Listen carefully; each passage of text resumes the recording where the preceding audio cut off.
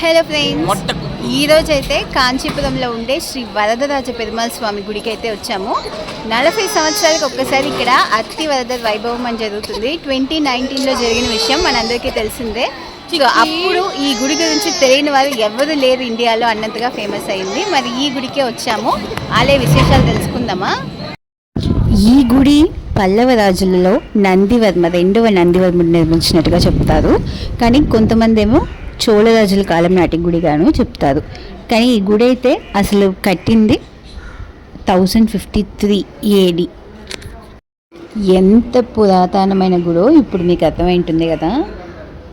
14వ శతాబ్దంలో ఈ గుడికి మరొక గోపురం ఇంకా ప్రాకారం వీటిని ఎక్స్టెండ్ చేసినట్టుగా కూడా చెప్తారు.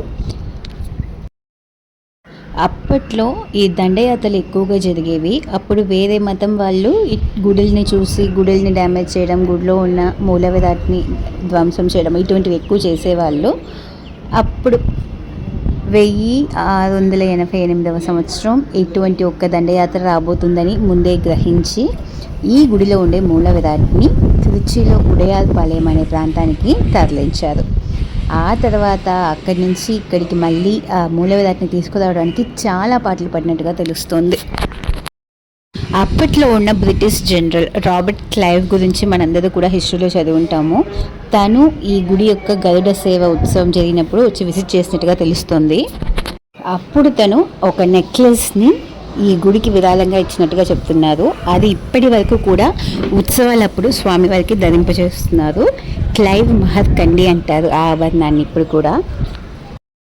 మొఘలాయ రాజైన మలికాపూర్ తనకి ఇంకా చేర రాజైన రవివర్మ కులశేఖరుడికి చాలా పెద్ద యుద్ధం జరిగింది. అప్పుడు చేరరాజు ఆ యుద్ధంలో జయం పొంది మొఘలాయ రాజులు చేతుల్లో నుంచి కాంచీపురాన్ని కాపాడాడని చెప్పాలి.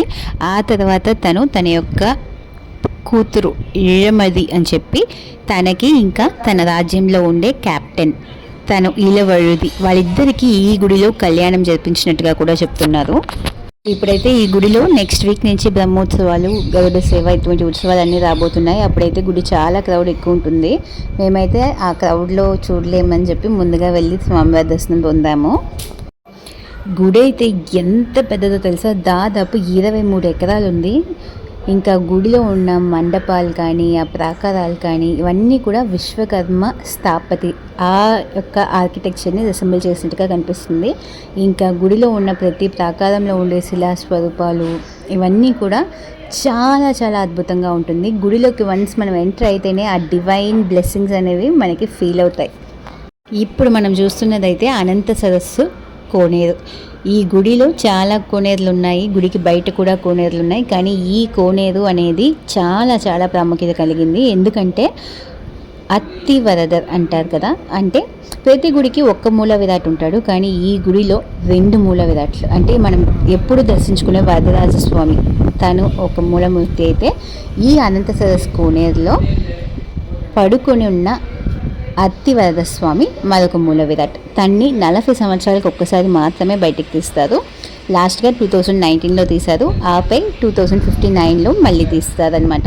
అప్పుడు ఒక 24 రోజులు తను పడుకున్న శయన కోలంలోనూ, మరొక 24 రోజులు నిలబడిన పోస్చర్లోనూ మనకి దర్శనం ఇస్తాడు. తనకి అత్తి వరద అని పేరు రావడానికి కారణమైతే ఈ ప్రాంతం ఒకప్పుడు అత్తి చెట్లు, అంటే అంజీరా చెట్లు, ఫిగ్ అంటారు కదా, ఆ చెట్లతో ఉండేవంట. అంటే ఈ గుడికి స్థల వృక్షం కూడా ఆ అత్తి చెట్టే. దాంతో చేయబడిన మూల విరాట్, అంటే రాయితోనూ గ్రానైట్తోనూ కాకుండా ఆ అత్తి చెట్టు యొక్క ట్రంక్ ఉంటుంది కదా, దాంతో చేయించారంట స్వామివారి యొక్క శిలాస్వరూపాన్ని. ఇంకా ఆ స్వామివారి యొక్క శిలాస్వరూపాన్ని చేయడానికి వెనుక కూడా స్థల పురాణం ఉంది, అది కూడా నేను మీకు చెప్తాను. సో తనైతే మాత్రం ఈ కోనేరులోనే అలా రెస్ట్ తీసుకుంటూ ఉంటాడు. 40 సంవత్సరాలకు ఒక్కసారి మనం తన్ని బయటకు తీసి పూజలు చేసి మళ్ళీ ఆ కోనేరులోనే ఉంచేస్తున్నాం. ఈ గుడిలో అయితే 3 ప్రాకారాలు ఉన్నాయి. ఆళ్వార్ ప్రాకారం, మడైపల్లి ప్రాకారం, తిరుమలై ప్రాకారం అని చెప్పి. అది కాకుండా మొత్తానికి 32 విరాట్లు, అంటే స్వామివారి యొక్క శిలాస్వరూపాలు, వివిధ దేవతామూర్తుల యొక్క స్వరూపాలు మొత్తం 32 ఉన్నాయి. ఇంకా గుడికి 19 విమానాలు ఉన్నాయి. అవి కాకుండా గుడిలో మండపాలు 389 మండపాలు ఉన్నాయి. ఇప్పుడు మనం చూస్తున్నాం కదా ఈ 4 కాళ్ళ మండపాలు. కంచిలో ఉండే చాలా గుడ్లలో ఆ 4 కాళ్ళ మండపాలు ఎక్కువగా ఉంటాయి, ఎక్కువగా చూడగలుగుతాం. దేవతలందరికీ రాజైన ఇంద్రుడు తన యొక్క శాపం పోయిన తర్వాత ఈ గుడిలో బంగారు బల్లి ఇంకా వెండి బల్లిని నిర్మించాడు. ఈ గుడిలో చాలా ప్రాముఖ్యత చెందినవి ఆ బల్లిలు. అంటే ఎటువంటి బల్లి దోషం ఉన్నా కూడా ఆ వెండి బంగారు బల్లిని తాకితే అన్నీ కూడా తొలగిపోతాయి అనేది భక్తుల నమ్మకం. సో ఇక్కడ మనం మూల విరాట్ని విడిగా ఒక ప్రాంగణంలోనూ, అమ్మవారిని విడిగా ఒక ప్రాంగణంలోనూ, ఇంకా బంగారు వెండి బల్లిని విడిగా ఒక ప్రాంగణంలోనూ చూస్తాం. వరదరాజ పెరుమాళ స్వామి ఇక్కడ ఈ ప్రాంతంలో వచ్చి కొలవడానికి కారణం ఏంటి అని చూస్తే, ఒకప్పుడు బ్రహ్మదేవుడికి సరస్వతీదేవికి ఒక చిన్న గొడవ జరిగినప్పుడు బ్రహ్మదేవుడు ఇక్కడ భూలోకం మీద ఒక యజ్ఞం చేస్తున్నాడు. యజ్ఞం చేసేటప్పుడు సరస్వతీదేవి లాంటి ఒక స్వరూపాన్ని ప్రతిష్ఠ చేసుకుని, అంటే యజ్ఞాన్ని తనిగా చేయలేడు, విడిగా చేయలేడు కాబట్టి సరస్వతి యొక్క గణాలతోనే ఒక స్వరూపాన్ని సృష్టించి సాక్షాత్ సరస్వతీదేవి యొక్క ప్రతిరూపాన్ని తోడుగా పెట్టుకుని యజ్ఞం చేస్తున్నాడు. ఇంకా దాన్ని ఆపాలి అని చెప్పి సరస్వతీదేవి చాలా తీవ్రంగా ట్రై చేసిందంట. ఇంకా తను చేసిన యజ్ఞాన్ని ఎలా ఆపాలని చెప్పి ఒక వేగవతి అని చెప్పి ఒక నదిగా మారి ఉద్వేగంతో ఉప్పొంగి అలా వరదల్ని సృష్టించిందంట. అప్పుడు బ్రహ్మదేవుడు విష్ణుమూర్తిని వేడుకున్నాడంట, ఈ యజ్ఞాన్ని కాపాడు స్వామి అని చెప్పి. అప్పుడు సాక్షాత్ విష్ణుమూర్తి ఆ వేగవతి నది ఏదైతే ప్రవహిస్తుందో ఆ నదికి అడ్డంగా ఆ యజ్ఞం పూర్తయ్యే వరకు అలా పడుకుని ఉన్నాడంట. ఇంకా అప్పుడు విష్ణుమూర్తి ప్రత్యక్షమయ్యాడంట. 1000 సూర్యులు కలిసి ప్రకాశిస్తే ఎంత బ్రహ్మాండంగా ఉంటుందో అంత బ్రహ్మాండంగా ప్రత్యక్షమయ్యి బ్రహ్మదేవుడికి వరం ఇచ్చాడంట. అప్పుడు బ్రహ్మదేవుడు కోరుకున్నాడంట, నువ్వు ఇక్కడే కొలువయ్యి భక్తుల్ని కాపాడాలి స్వామి అని చెప్పి. సో యజ్ఞం బాగా పూర్తయింది కాబట్టి ఆ సంతోషంతోనే బ్రహ్మదేవుడు హ్యాపీ, ఇంకా విష్ణుమూర్తి కూడా ఆ వరాన్ని ఇచ్చేశాడు, ఇక్కడే కొలువవుతాను అని చెప్పి. ఇంకా ఈ ప్రాంతంలో అత్తి చెట్లు ఎక్కువ కాబట్టి అత్తిగిరి అని కూడా అంటారు ఈ ప్రాంతాన్ని. సో హస్తిగిరి, అత్తిగిరి, అత్తియూరన్, వరదరాజ పెరుమాళ్, దేవరాజ పెరుమాళ్ అని చెప్పి వేరే వేరే పేర్లతో ఈ ప్రాంతాన్ని ఇంకా స్వామివారిని పిలుస్తూ ఉంటారు. 108 దివ్యదేశాల్లో ఈ ఆలయం కూడా ఒకటి. 108 దివ్యదేశాల్లో 12 ఆళ్వార్లు వచ్చి దర్శించుకున్న ఒకే ఆలయం ఇదిగా చెప్తారు. రాజగోపురం అయితే పడమరని చూసినట్లుగా ఉంటుంది. ఇంకా 130 అడుగుల ఎత్తులో ఉంటుంది. 7 అంతస్తులు ఉన్న రాజగోపురం. రాజగోపురం అంటే అదే ఎత్తుగా ఉంటుంది, కానీ ఈ గుడిలో మాత్రం కొంచెం భిన్నంగా తూర్పు వైపు ఉన్న గోపురం చాలా ఎత్తుగా ఉంటుంది రాజగోపురం కన్నా కూడా. ఇక్కడ ఒకే రాయితో చేయబడిన శిలాస్వరూపాలు చాలా ఎక్కువగా ఉన్నాయి. ఇంకా ఈ 100 కాళ్ళ మండపంలో అయితే రామాయణ మహాభారత ఆ ఘటనల్ని అలా శిల్పాల్లో స్కల్ప్ట్ చేసి ఉంటారు. చూడడానికి చాలా చాలా బ్రహ్మాండంగా ఉంటుంది కూడా. వరదరాజస్వామి యొక్క శిలాస్వరూపం ఒక చిన్న కొండరాయి మీద 10 అడుగులు ఎత్తున్న కొండరాయి మీద కనిపిస్తుంది. సో మనం స్వామివారిని దర్శించుకోవాలంటే 24 మెట్లు ఎక్కి స్వామివారి దర్శనాన్ని పొందాల్సి ఉంటుంది. అందుకే అక్కడ స్వామివారి కొలువై ఉండే ఆ గర్భగుడి ప్రాంతాన్ని హస్తగిరి అని కూడా అంటారు. ఇంకా స్వామివారి యొక్క ఆ ప్రాంగణంలో ఉండే గోడల మీద ఉండే ఇన్స్క్రిప్షన్స్ అన్ని చూసినట్లయితే విష్ణు పురాణంలో ఉండే సంఘటనలు, ఇంకా 108 దివ్య క్షేత్రాల్లో ఉండే స్వామివారి యొక్క శిలాస్వరూపాలు, వీటి గురించిన డీటెయిల్స్ అన్నిటిని చూడొచ్చు. ఇంకా 108 దివ్య దేశాల్లో స్వామివారి యొక్క వివిధ స్వరూపాలు ఉంటాయి కదా, వాటిని కూడా మనం ఇక్కడ ఈ ప్రాకారంలోనే చూడొచ్చు. స్వామివారి యొక్క గర్భగుడి మీద ఉండే విమానాన్ని పుణ్యకోటి విమానం అంటారు. ఇంకా అమ్మవారి యొక్క ఆ ప్రాంగణంలో ఉండే విమానాన్ని కళ్యాణకోటి విమానం అని కూడా అంటారు. గుడిలో నరసింహస్వామికి విడిగా ఒక ప్రాంగణం ఉంది. ఇంకా మలయాళ నాచ్యార్ వీళ్ళ స్వరూపాలని, వీళ్ళ ప్రాంగణాలని కూడా తప్పకుండా దర్శించుకోండి గుడికి వెళ్తే. ఈ గుడిలో అత్తి చెట్టు అంటే ఫిగ్ అంజీరా చెట్టు ఆ ట్రంక్తో చేసిన మూల విరాట్ అంటే అత్తివర్ధ స్వామి ఉన్నారు కదా, తనని ఒక వెండి బాక్స్లో పెట్టి మరి అనంత సరస్సు కోనేరులో ఉంచుతారంట. ఇంకా ఆ స్వరూపాన్ని బ్రహ్మదేవుడు సృష్టించి రూపొందించి యజ్ఞానికి పూజలు అవి చేశాడని కూడా చెప్తుంటారు. అమ్మవారిని పెరుందేవి తాయారు అంటారు. అమ్మవారి యొక్క ప్రాంగణం విడిగా ఉంటుంది. ఇంకా ఫస్ట్ అమ్మవారిని దర్శించుకున్న తర్వాతే స్వామివారి దగ్గరికి వెళ్ళాలి అని కూడా ఎక్కువ మంది భక్తులు భావిస్తూ ఉంటారు గుడిలో.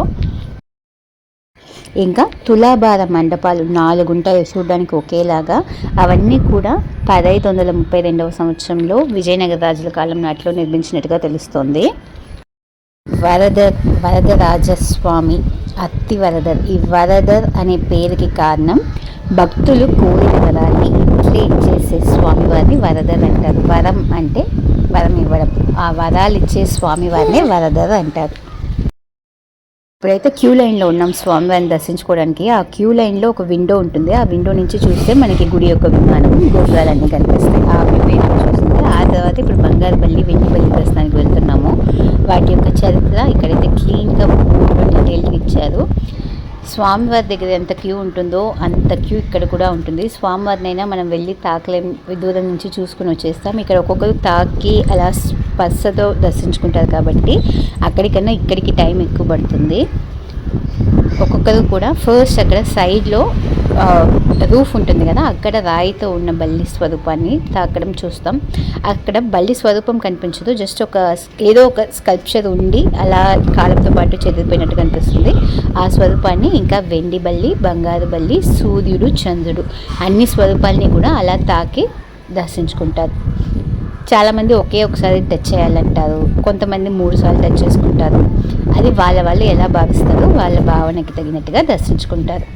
అసలు అక్కడ ఉన్న క్యూకి మనకి ఒక్కసారి అన్నిటినీ తాకడానికి కూడా టైం ఉంటుందో లేదో అనిపిస్తుంది. కానీ కొంతమంది అయితే నిలబడి మరి అందరితో పోట్లాడి అలా తాకుతూ దర్శించుకుంటూ ఉంటారు. వాళ్ళకి ఎలా అంత టైం దొరుకుతుందో తెలియట్లా. ఒకప్పట్లో బ్రహ్మ తన యజ్ఞానం కోసం రూపొందించిన అత్తి వరదరాజస్వామి స్వరూపం ఉంది కదా, అదే గుడిలో మూల విరాట్ స్థానంలో ఉండేది. ఇంకా అది వుడెన్ ఐడల్ కాబట్టి పూజలు, అభిషేకాలు ఇవన్నీ చేస్తూ అలా రూపం అలా చెదిరిపోకుండా ఉండాలి అని చెప్పి ఆ స్వరూపాన్ని అనంత సరస్సు కోనేరులో ఉంచి మళ్ళీ గ్రానైట్తో ఇప్పుడున్న వీరరాఘవస్వామి, దేవరాజస్వామి, వరదరాజస్వామి అని కొలవబడే ఆ స్వామి యొక్క స్వరూపాన్ని మూల విరాట్గా పూజిస్తున్నట్టుగా చెప్తున్నారు. 40 సంవత్సరాలకు ఒక్కసారి స్వామివారి స్వరూపాన్ని కోనేరు నుంచి బయట తీసి మళ్ళీ పూజలన్నీ 48 రోజులు పూజలు అన్నీ అయిన తర్వాత మళ్ళీ కోనేరులో ఉంచుతారని చెప్పాను కదా. అలా ప్రతిసారి అలా ఉంచినప్పుడు కూడా స్వామివారు మళ్ళీ ఆ వెండి పళ్ళంలోకి వెళ్ళి కోనేరులో స్థిరంగా కూర్చున్నప్పటికీ కూడా ప్రతిసారి వానం పడుతుందంట. దీని వెనుకున్న సైన్స్ ఏంటి అనేది ఇంతవరకు ఎవరికి అర్థం కాలేదు. కానీ ఇలా పడుతున్నది ప్రతి సంవత్సరం, అంటే ప్రతి 40 సంవత్సరాలకు ఒకసారి కూడా ఈ ఘటన జరుగుతున్నట్టుగా చాలామంది స్థానికులు చెప్తున్నారు. ఇక్కడ ఉన్న వెండి బల్లి, బంగారు బల్లి చరిత్ర మరొకలా కూడా చెప్తున్నారు. అంటే గౌతమ మహర్షి ఎప్పుడు తన పూజ కోసం తన యొక్క శిష్యులిద్దరిని కమండలంలో నీళ్లు రెడీగా చేసి ఉంచమని చెప్పేవారంట. ఒక్కరోజు బల్లి ఆ నీటిలో పడిపోయింది, కమండలంలో ఉన్న నీటిలో. దాన్ని తెలియకుండా వాళ్ళ శిష్యులిద్దరు కూడా గౌతమ మహర్షికి ఆ నీటిని, ఆ కమండలాన్ని అందించారు పూజ కోసం. తను పూజ చేస్తుండగా అందులో ఆ బల్లిని గమనించి వాళ్ళిద్దరు శిష్యుల్ని కూడా శపించారంట, బల్లిగా జన్మిస్తారు అని చెప్పి. ఆ తర్వాత వాళ్ళిద్దరూ కంచికొచ్చి ఇక్కడ, అంటే గౌతమ్ మహర్షి ఏమైతే చెప్పాడో బల్లిగా ఉండాలని చెప్పి ఆ శాపం మేరకు ఇక్కడ కంచిలో బల్లిలుగా నివసించినట్టుగా తెలుస్తోంది. ఆ తర్వాత వాళ్ళు వరదరాజస్వామిని పూజించుకుని ఆ శాప విమోచనం పొంది వెళ్ళిపోయినట్టుగా తెలుస్తుంది.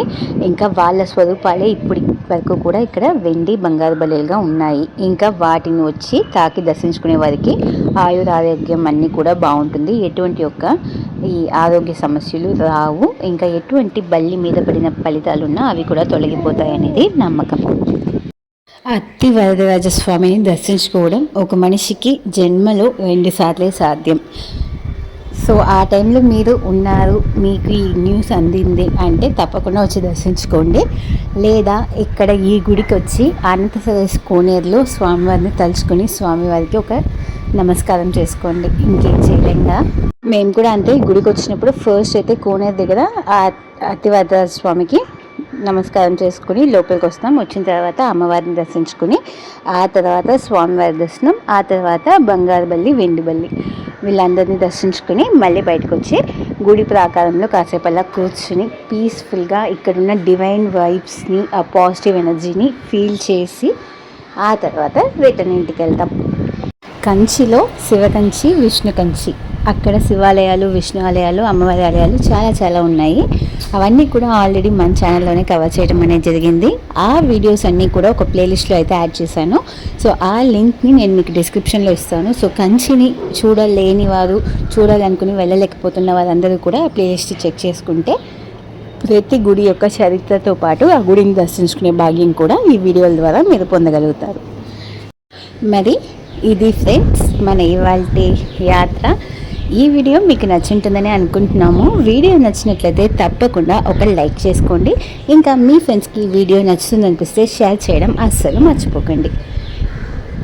ఇంకా మా ఛానల్కి సబ్స్క్రైబ్ చేసుకోకుండా మీరు వీడియో చూస్తున్నట్లయితే తక్షణమే సబ్స్క్రైబ్ చేసుకోండి.